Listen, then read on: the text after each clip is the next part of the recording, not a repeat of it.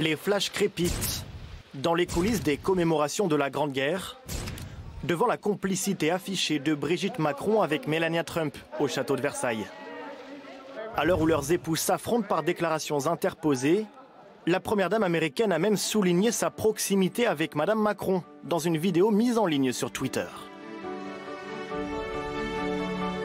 Brigitte Macron, en première ligne dans la diplomatie française. Bonjour. Et lorsqu'Emmanuel Macron commémore le centenaire de l'armistice à Strasbourg, la première dame focalise l'attention jusque dans les appartements des riverains. Elle a su installer une bonne relation avec les Français, à la fois une relation assez affectueuse et directe. D'ailleurs, elle reçoit beaucoup de courriers et elle répond le plus souvent aux lettres qui lui sont adressées. Et c'est vrai que dans cette période de difficulté pour Emmanuel Macron, qui au bout de 18 mois de mandat accuse un sérieux coup de baisse dans les sondages, elle est à l'abri. Parce que justement, elle s'est mise à l'abri, donc elle n'est pas exposée politiquement, donc elle n'est pas, j'allais dire, dans la cible de la colère des Français. Une première dame très populaire auprès des Français. Dans les sondages, elle frôle les 70% d'opinion favorable.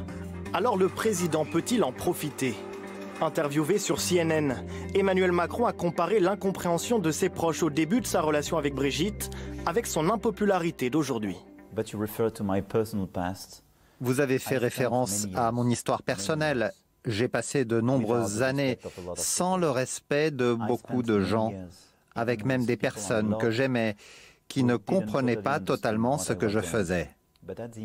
Mais à la fin, parce que c'était sincère, parce que j'étais en accord avec moi-même et que je ne me suis jamais arrêté, ils l'ont reconnu et ils l'ont accepté. Donc, je suis personnellement et fermement persuadé que les Français vont progressivement reconnaître que nous faisons ce qui est le mieux pour le pays.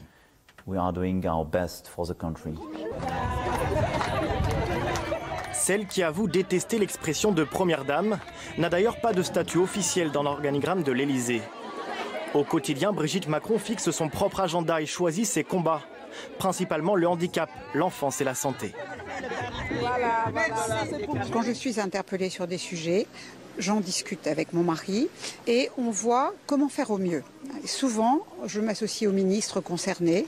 C'est essentiellement, je vous dis, la santé, le handicap, l'éducation et comment agir ensemble. Je pense que quand on agit ensemble, on agit mieux.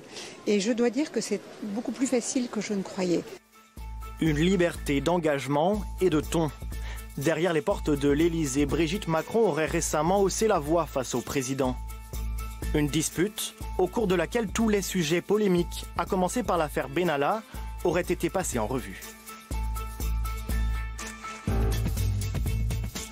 C'était un huis clos derrière la lourde porte du bureau du président. Mais ça cognait si dur qu'on a tout capté, dit un officier de sécurité. Teneur du propos, selon la source, il faut arrêter les conneries maintenant.